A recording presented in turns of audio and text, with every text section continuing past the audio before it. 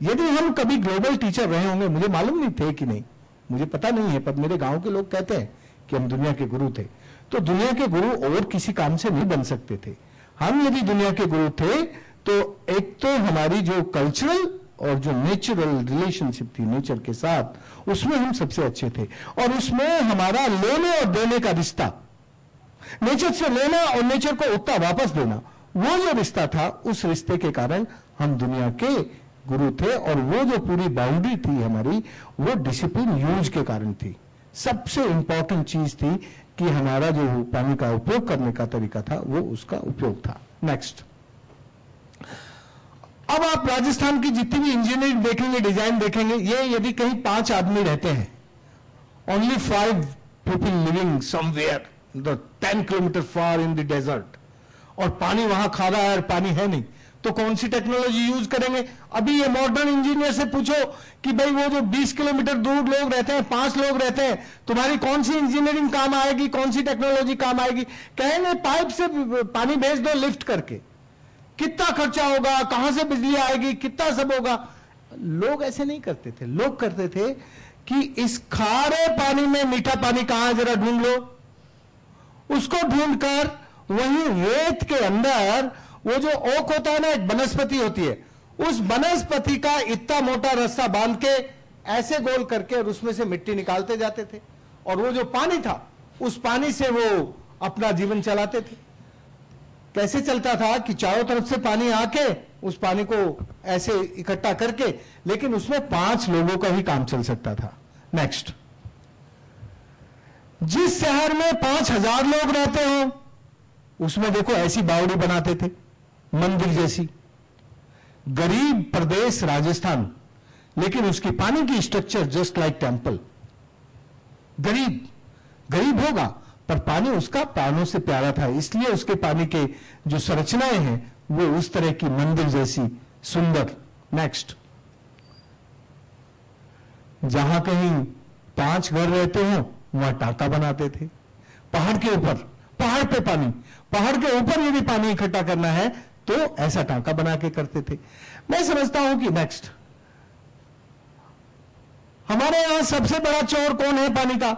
सूरज है। सबसे बड़ा चोर है हमारा सूरज। सूरज को चोरी करनी चाहिए बंगलोर के पास आके। उसको डिसिप्लिन रखना चाहिए ना सूरज को भी, लेकिन सूरज डिसिप्लिन नहीं रखता है। सूरज तो मर्जी है जहां से पानी उठाता है। तो गांव के लोगों ने कहा, यार सूरज हमारा देवता है, इस देवता को नाराज नहीं करना। इस देवता को पेड़ों की छाया से प्यार में बांध लो तो वो पानी नहीं लूटेगा।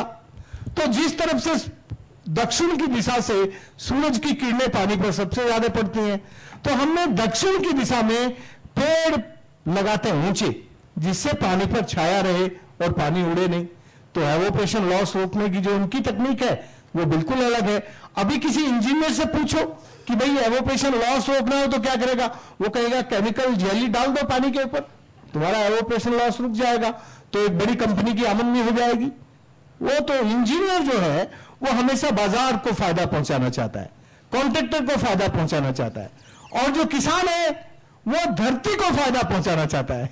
वो जानता है कि यदि तालाब बनाया तो धरती का जो खाली पेट है वो भर जाएगा। कैसे जानता है वो? देखो ये मिट्टी है ना,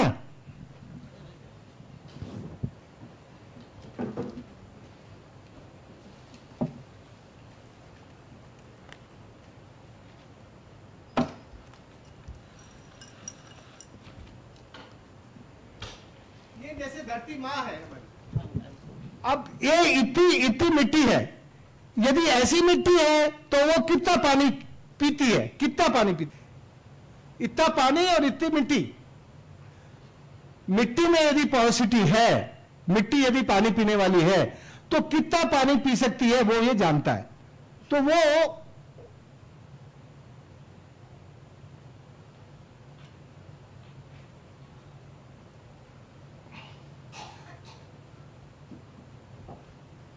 देख रहे हैं आप, मिट्टी दिख रही है, कितना पानी पिया, इसमें थोड़ा पानी बच गया है, इसका मतलब आधा पानी पी सकती है। इस मिट्टी के अंदर 40% जितना उसका मिट्टी का आकार है उतना पानी पीने की क्षमता है। 40% आकार में। और वो जो मिट्टी रखी है दूसरे वाली,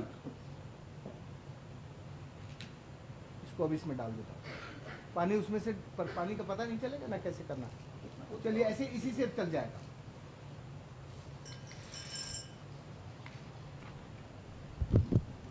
देखो इतनी मिट्टी थी और इसमें पानी यहां मिट्टी तक है, सारा पानी ऑब्जर्व कर लिया। ये जो मोटी मिट्टी होती है पथरीली, इसके अंदर ज्यादा जगह होती है, स्पेस होता है, तो ये करीब करीब 50% पानी पी लेती है। तो गांव के लोग जानते हैं कि कौन सी मिट्टी कितना पानी पीती है, तो ऐसी जगह वो स्ट्रक्चर बनाते हैं जिसमें वो पानी मिट्टी में रुक जाए, और धरती का कहां खुला हुआ पेट है, उस खुले हुए पेट को देख के वो पानी की स्ट्रक्चर बनाते हैं। अब कोई हमसे पूछे कि हमने क्या किया, हमने वैसे तो 10,000 से ज्यादा छोटे छोटे बांध बनाए, लेकिन हमारे पास तो पैसा नहीं था, हमने सरकार से कभी एक पैसा नहीं लिया, एक भी पैसा नहीं लिया। हमने जो स्ट्रक्चर बनाए वो ऐसी जगह बनाए जिसमें से जो ऊपर का पानी है वो पानी नीचे के रिजर्वायर में इकट्ठा हो जाए, धरती के ऊपर ना हो। धरती का खुला हुआ पेट देख के नेचुरल तरीके से उस पानी को हम लेंगे। नेक्स्ट, मैं तुमसे पूछ रहा हूं कि ये पानी की चोरी रोकना, ये पानी का करप्शन रोकना, ये पानी की जितने भी लॉस हैं उनको रोकना, उनको रोकने का समझ हमारे देश में सैकड़ों साल पहले गांव के लोगों को थी। लेकिन ये जब से पढ़े लिखे इंजीनियर आए हैं, इन इंजीनियरों ने उन गांव के लोगों की खोपड़ी खराब कर दी, और खोपड़ी खराब होने के कारण सबसे पहले क्या किया, किसी इंजीनियर से पूछे कि भाई ये पुराना पानी का ज्ञान जो ट्रेडिशनल सिस्टम है, ट्रेडिशनल विजडम है, उससे हम काम करें तो चलेगा कि नहीं। वो कहता है राजेंद्र भाई, अभी हमारी बहुत पॉपुलेशन बढ़ गई है, अभी हमारा उस पुराने तरीके से काम नहीं चलेगा। एकदम इमीडिएटली एनी इंजीनियर से बात करो, वो कहेगा कि अभी हमारी पॉपुलेशन बहुत बढ़ गई है, इसलिए आपका ट्रेडिशनल सिस्टम सक्सेस नहीं है। वो एकदम से आपको काट देगा। फिर उससे कहे यार हम कुछ कर लेंगे, तो तू बता क्या करें, तो वो कुछ नहीं बताएगा, वो टेक्नोलॉजी बताएगा एक्सप्लॉयटेशन की।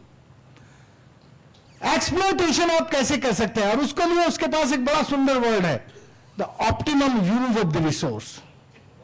उसका वो मुरीद रहता है, optimum use of the resource. और वो रिसोर्स का यूज नहीं होता, वो टेक्नोलॉजी ऑफ द एक्सप्लॉयटेशन होता है। जो भी तुम्हारे पास फिक्स डिपॉजिट था, नेचुरल रिसोर्स, अंडरग्राउंड में, डीप अंडरग्राउंड में, सब सरफेस एक्यूफर में, उस एक्यूफर के रिसोर्स की एक्सप्लॉयटेशन की सारी टेक्नोलॉजी बताएगा। इसके अलावा वो आपको कुछ नहीं बताएगा, केवल technology of the exploitation of the resource. तीसरा क्या होगा, ये जो डेवलपमेंट का अंग्रेजी सपना दिखाती है ना, क्या दिखाती है, डेवलपमेंट का जो एंट्री पॉइंट है वो डिस्प्लेसमेंट से शुरू होता है। सबसे पहले डिस्प्लेसमेंट होता है इंडिजिनस नॉलेज सिस्टम का, इंडियन विजडम का डिस्प्लेसमेंट करती है। ये टेक्नोलॉजी है ना, मॉडर्न टेक्नोलॉजी, उसका एंट्री पॉइंट ही है डेवलपमेंट में कि पहले डिस्प्लेसमेंट करो जो वहां कुछ है, और फिर डेवलपमेंट होता है, फिर डेवलपमेंट के बाद डिस्ट्रक्शन शुरू हो जाता है, और फाइनली डिजास्टर होता है। तुम्हें मालूम है हिंदुस्तान में जब हमें आजादी मिली तब हमारे पास फ्लड एरिया कितना था, और ड्राउट प्रोन एरिया कितना था।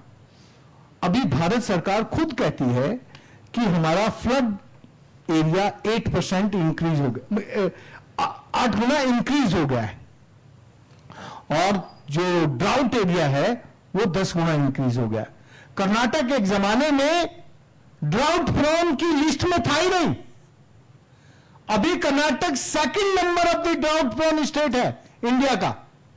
ये न्यू ड्राउट प्रोन कहां से बन गया, कैसे बन गया? ये जो वाटर मैनेजमेंट का, ये जो एक्सप्लॉयटेशन की टेक्नोलॉजी का, ये जो सब नया सिद्धांत हमें हमारी पढ़ाई ने सिखाया है, उसके कारण हमारा ये सब डिजास्टर आ रहा है। तो ये जो डेवलपमेंट का पैराडाइम है ये बिल्कुल बदल गया है। डेवलपमेंट का ये जो अंग्रेजियत है वो हमें डेवलपमेंट सिखाती है, और ये जो कन्नड़ और हिंदी है ये हमें समृद्धि का स्नेह सिखाती है। समृद्धि का स्नेह जानते हो श्रीनिवास? समृद्धि जानते हो ना? तो ये समृद्धि का स्नेह सिखाती है। समृद्धि जो होती है वो स्थायी होती है, और डेवलपमेंट जो होता है वो टेम्पररी होता है, वो आपको कभी कभी सुख सुविधा के लिए अच्छा लगता है लेकिन लंबे समय तक टिकता नहीं है। समृद्धि का जो रास्ता है वो लंबे समय तक सातत्यपूर्ण और स्थायित्व वाला होता है। तो जो हमारी लोकल विजडम है, लोकल उसका यूज का तरीका है, उसमें वो समृद्धि का रास्ता होता है। अब क्या हुआ है, तुम किसी भी नेता के पास जाओ और उसको कहो हमारे यहां पानी नहीं है, तो कहेगा तुम मुझे वोट देना, पानी मैं पिला दूंगा। तुम्हारा कोई नेता ऐसा है जो पानी बनाता हो, जो पानी बनाना जानता हो, है क्या कोई? लेकिन सारे देखो वो पीछे हाथ उठा रहे, कोई नेता है जो पानी बनाता है? नहीं है, शाबाश, अरे एक बार ताली तो बजा दो यार उसके नाम की कोई नहीं है। लेकिन तुम्हारे सारे नेता पानी वाले बनना चाहते हैं कि तुम मुझे वोट दो, मैं तुम्हें तुंगभद्रा का पानी ले आऊंगा, मैं तुम्हारी कृष्णा का पानी ले आऊंगा, मैं तुम्हारा कोयना का पानी झपट लाऊंगा। सारे नेता तुम्हें पानी पिलाना चाहते हैं। तो जो हमारी रेस्पॉन्सिबिलिटी थी, उस रेस्पॉन्सिबिलिटी को स्टेट ने टेक ओवर कर लिया। तो जब हमारी रेस्पॉन्सिबिलिटी को स्टेट टेक ओवर करती है तो फिर हमारी एजुकेशन हमारी नहीं रहती, फिर हमारी समझ नहीं रहती, फिर हमारा मस्तिष्क और मानस दोनों बदल जाता है। तो ये हमारी रेस्पॉन्सिबिलिटी से संबंध रखती है। ये केवल राइट की स्ट्रगल नहीं है, ये जो स्ट्रगल है ये रेस्पॉन्सिबिलिटी की स्ट्रगल है। जब हमारे लीडर हमें ये कहते हैं कि तुम मुझे वोट दे दो और मैं तुम्हें पानी दूंगा, तो वो हमारी एक तरह से हमारी राइट और रेस्पॉन्सिबिलिटी दोनों से हमें अलग कर रहे हैं, हमें कमजोर बनाते हैं। और तीसरा, हम लोग अब दूसरों पे डिपेंड हो गए हैं। हमारी शिक्षा में, शिक्षा यदि हमें अच्छी लेनी है तो हमें अमेरिका, वो लंदन के स्कूल ऑफ इकोनॉमिक्स में जाके मिलती है, वो हिंदुस्तान के किसी गुरुकुल या किसी गांव में नहीं मिलती। कहां जाना पड़ता है उसके लिए? लंदन जाना पड़ता है स्कूल ऑफ इकोनॉमिक्स में। और कोई टेक्नोलॉजी सीखनी है तो MIT बोस्टन में जाना पड़ता है। वो MIT बोस्टन के अलावा कोई बढ़िया तकनीक यहां नहीं कोई सिखाता। तो जब हम इस तरह से इस पूरी दूसरों पर निर्भर हो जाते हैं, तब अपनी पूर्ण परमति को आगे लेके जाने का काम बहुत चैलेंजिंग होता है। सबसे पहले पूर्ण परमति के लिए हमें अपने ज्ञान तंत्र पर, अपने नॉलेज सिस्टम पर रेस्पेक्ट और भरोसा होना चाहिए। तो तुम्हें यह देखना है श्रीनिवास कि हम किस तरीके से अपने नॉलेज सिस्टम पर, इंडिजिनस नॉलेज सिस्टम पर विश्वास पैदा कर सकते हैं और उसका एहसास करा सकते हैं। यदि हम उसका एहसास करा देंगे तो फिर क्या होगा, हमारी जो कम्युनिटी इंस्टीट्यूशन है जो खत्म हो गई है, जिनके अंदर स्वराज्य था, स्वावलंबन था, स्वदेशीपन था, अपनी समझ थी, वो दोबारा से रिवाइव हो सकती हैं। लेकिन उनको रिवाइव करने के लिए हमारी जो कम्युनिटी इंस्टीट्यूशंस है, उनके जो अभी एडमिनिस्ट्रेटिव बाउंड्री के जो सिस्टम है, उनको बदलना पड़ेगा। फिर वो जो एडमिनिस्ट्रेटिव बाउंड्री है वो हमें गांव की कम्युनिटी के चारों तरफ जो जंगल, पहाड़ और उसकी जो सीमा है, उसकी एडमिनिस्ट्रेटिव बाउंड्री जियोग्राफिकल बाउंड्रीज को रेस्पेक्ट करके करनी पड़ेगी। जब तक वो नहीं होगी तब तक हमें अपने रिसोर्स पर, और ये हमारी शिक्षा का हिस्सा बनना चाहिए, स्कूल ही बनना चाहिए कि भाई एक नदी को कैसे समझते हैं, एक नदी क्या होती है, एक कुआं क्या होता है, एक पानी क्या होता है। और तीसरा, ये जो भी हमारी रेस्पॉन्सिबिलिटी का रियलाइजेशन था, उस रेस्पॉन्सिबिलिटी के रियलाइजेशन को और इंटरलाइजेशन को, उसको उभारने के लिए हमें अपने जो प्यूपिल इनिशिएटिव्स हैं उनकी रेस्पेक्ट करनी पड़ेगी। उस रेस्पेक्ट में से जो एजुकेशन का सिस्टम इवॉल्व होगा, वो जो एजुकेशन की प्रैक्टिस इवॉल्व होगी, वो प्रैक्टिस हमारे जो पूर्ण परमति के विद्यार्थी हैं उनके अंदर कॉन्फिडेंस और एक तरह से उनका जो नजरिया है देखने का, उसको बढ़ा देंगे।